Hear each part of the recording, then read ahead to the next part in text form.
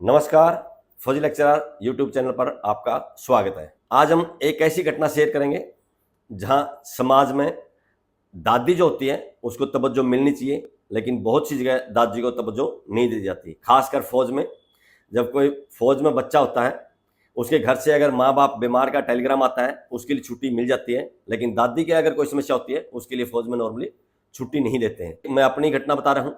मेरे से बड़ी 3 बहनें थी। 3 बहनों का चौथा मैं पैदा हुआ था। मेरे पैदा होने से पहले दादी जी की आस्था थी कि भाई लड़का चाहिए, और लड़का पैदा करने के लिए उसने व्रत रखने शुरू किए थे। एक गाय थी जो दही रखी थी। दही गाय का मतलब होता है जो गाय घर में रखेंगे उसको कभी बेचेंगे नहीं, उसका कभी दूध नहीं बेचेंगे, उसका दूध किसी को देंगे नहीं, दूध घर में इस्तेमाल करेंगे। और जब वो बूढ़ी हो जाएगी, दूध देना बंद कर देगी, तो उसके बाद भी उस गाय को बेचेंगे नहीं, तक उसकी मृत्यु नहीं होगी, उस गाय की हम सेवा करेंगे। ये मेरी दादी की आस्था थी। उन्होंने दही गाय रखी थी और व्रत रखने शुरू किए थे। उसके बाद मेरा जन्म हुआ था। हालांकि मैं इन चीज़ों को नहीं मानता, लेकिन दादी की इसमें आस्था थी, उसने किया था। जब मैंने स्कूल में पढ़ना शुरू किया, स्कूल में दाखिला लेने के कुछ महीने बाद या कुछ दिनों के बाद ही मैं बीमार पड़ गया था, और इतना ज़्यादा बीमार हो गया था कि पहले जींद डॉक्टर को दिखाया। डॉक्टर ने इलाज करने के बाद कहा आप मेरे बस की नहीं है। फिर जींद में एक किसी हॉस्पिटल में दाखिल कराया।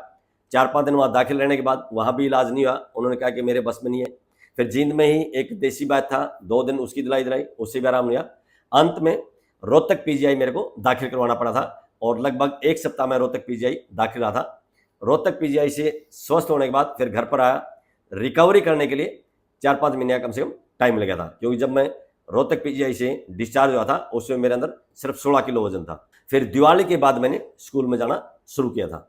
10वीं पास करने के बाद जब मैं एयरफोर्स में चला गया था, क्योंकि दादी की आस्था थी, दादी ने मेरा पालन पोषण किया था। क्योंकि मेरे बाद जो मेरी एक दूसरी और बहन पैदा हुई थी, वो लगभग मेरे जन्म के 1 साल के बाद ही पैदा हो गई थी, जिस कारण से माँ का दूध है मुझे पीने के लिए कम मिला था।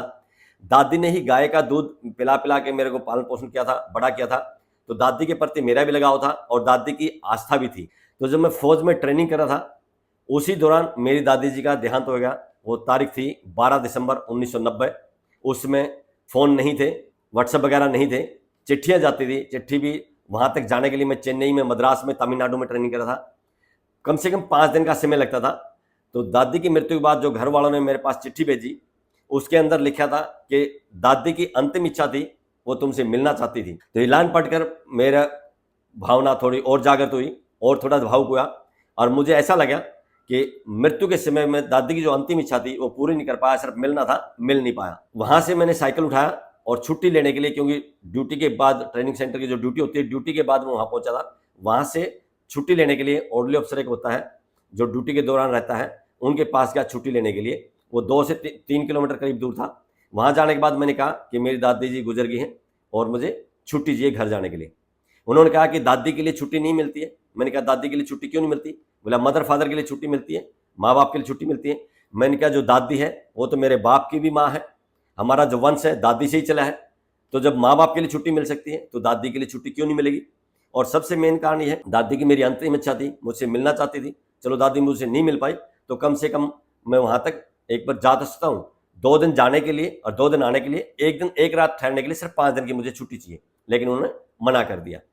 फिर उन्होंने कहा ठीक है चिट्ठी दिखाओ क्या लिखा है। और चिट्ठी जो पढ़ने के बाद जहाँ लिखा था दादी की अंतिम इच्छा मिलना चाहती थी, उसके बाद लिखा था कि छुट्टी मत आना, और आगे लिख दिया छुट्टी आने की कोशिश भी मत करना। तो ऑर्डरली अफसर ने मुझसे सवाल किया कि लेटर में तो आगे लिखा है छुट्टी मत आना, और फिर लिखा है कि छुट्टी आने की कोशिश मत करना। मैंने कहा सर वो तो लिखने वाले को पता है, या ऐसा क्यों लिखा? मैंने कहा मेरा एक सिंपल सा सवाल है, आज मेरी दादी की मृत्यु हुई है, मैं दादी की मृत्यु पे घर पर जा नहीं सकता हूँ। कल को या आने वाले समय में हमारे परिवार में या हमारे घर में किसी की शादियाँ होंगी, जब मैं शादी में जाऊँगा तो कोई भी मुझसे सवाल करेगा कि जब दादी की मृत्यु हुई तब तो तेरे को छुट्टी नहीं मिली फौज से, और जब शादी का मौका है, खुशी का मौका है, उसमें तो छुट्टी लेकर आ गया है। मैंने कहा मेरे पास ऐसा कोई जवाब नहीं होगा। ऑर्डरली अफसर ने कहा कि छुट्टी तो नहीं मिल सकती, आप चाहे तो डिमांड ड्राफ्ट बना के घर भेज सकते हो दादी की क्रियाक्रम के लिए, श्राद्ध वगैरह के लिए। मैंने कहा मैं क्रियाक्रम में, श्राद्ध में विश्वास नहीं करता, मैं जिंदे व्यक्ति की सेवा में विश्वास करता हूँ। जब मैं जिंदे व्यक्ति अपनी दादी की सेवा नहीं कर सकता, दादी से मिलने नहीं जा सकता, मरने के बाद मेरी दादी चली गई है, अब मेरी दादी का शरीर यहाँ नहीं है, तो अब मैं किसको श्राद्ध करूँ, किसको खिलाऊं? अगर खिलाऊंगा तो मेरी दादी को थोड़ा ही मिलेगा। मैं इस चीज़ में विश्वास नहीं करता हूँ, मेरी इसमें आस्था नहीं है, मैं जिंदे व्यक्ति में विश्वास करता हूँ। इतना बोलकर मैं वहाँ से वापिस आ गया। उसके बाद जब हमारी ट्रेनिंग पूरी हुई, ट्रेनिंग पूरे होने से पहले 3-4 दिन की छुट्टियां पड़ी थी, उसमें 2-2 दिन की छुट्टियां लेके करीब 8-10 बच्चे वहीं पे चेन्नई के आसपास घूमने के लिए गए थे, उनको छुट्टियां मिल गई थी। तो मुझे और ज़्यादा दुख हुआ कि मेरी दादी जब गुजरी, मेरी दादी की जब मृत्यु हुई, मुझे सिर्फ 5 दिन की छुट्टी चाहिए थी, वो नहीं मिली और यहाँ इनको घूमने के लिए 2-2 3-3 दिन की छुट्टियां दे दी गई। मुझे लगा ये बहुत गलत हुआ है। जब फोटो की बारी आई, वहाँ पार्टी होती है, विदाई पार्टी होती है, फोटो खींचते हैं। पहले हमारे बिलेट जहाँ हम रहते थे वहाँ पे पार्टी हुई थी, वहाँ पे हमारा जो इंचार्ज था वो आया था, हमारे को जो पढ़ाने वाले इंस्ट्रक्टर थे वो आए थे। तो उस दिन मैं वहाँ से दूसरी जगह वहीं पे WTI में जहाँ मैं ट्रेनिंग करता था, एक दूसरी और थी MTI, वहाँ दूसरी ट्रेड की ट्रेनिंग होती थी। मैं MTI में चला गया और उनको बोला मुझे जरूरी काम है, मैं MTI जा रहा हूँ। जब हमारे इंचार्ज वहाँ आए, इंस्ट्रक्टर आए, उन्होंने पूछा मेरे बारे में कि वो बंदा कहाँ है, उन्होंने कहा MTI का है। कहने लगे आज ही क्या जरूरी था, यहाँ पार्टी हो रही है, वो MTI चला गया। वो बोले चल हमें नहीं पता, उसने कहा कोई जरूरी काम से गया है। तो इंचार्ज को इस बात से नाराजगी होगी। उसके बाद जहाँ सेक्शन था जहाँ हम ट्रेनिंग करते थे वहाँ फिर विदाई पार्टी होनी थी। विदाई पार्टी के साथ साथ वहाँ एक ग्रुप फोटो होना था, जैसे 9वीं 10वीं क्लास में ग्रुप फोटो करते हैं। तो उस दिन जिस दिन पार्टी थी, ग्रुप फोटो होना था, उस दिन मैंने सिक रिपोर्ट कर दी कि मैं बीमार हूँ, हॉस्पिटल चला गया। तो वहाँ भी पार्टी मैंने ज्वाइन नहीं की और मैंने फोटो भी नहीं खिंचवाया। जब वहाँ से बदली का समय आया, जाने की बारी आई, उसमें मेरी कानपुर बदली हो गई थी। तो फरवरी का महीना था, पूरी साल बाकी थी। वहाँ से ताम्बरम से, चेन्नई से कानपुर तक डॉक्यूमेंट आने में समय लगना था, 15-20 दिन का, 1 महीने का समय लग सकता था।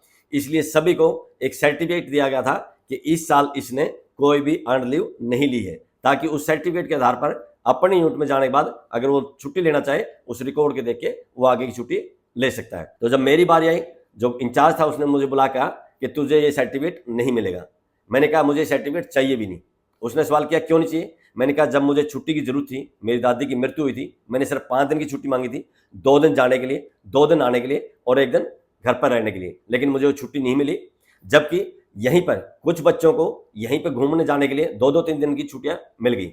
इसलिए मुझे छुट्टी की जरूरत नहीं है। जब मैं अपनी दादी की मृत्यु पर नहीं जा सकता तो मुझे आगे कोई खुशी नहीं है। इस बात से उसको थोड़ा एहसास हुआ कि गलत हुआ। पहले वो कहने लगा कि आपका बेड नाम भेजेंगे कानपुर में। मैंने कहा भेज दीजिए। आपके बेड नाम भेजने से मैं बेड नहीं हो जाता। मैं वहां जाने के बाद ये साबित करूंगा कि मैं बुरा नहीं हूं, बल्कि मेरे लिए गलत प्रचार किया गया, मेरे लिए गलत नाम लिखा गया। तब वहां पर 1-2 और इंस्ट्रक्टर बैठे थे, उन्होंने हालात को समझा और कहा कि सर ये लड़का ठीक कह रहा है, इसको ये सर्टिफिकेट दे देना चाहिए।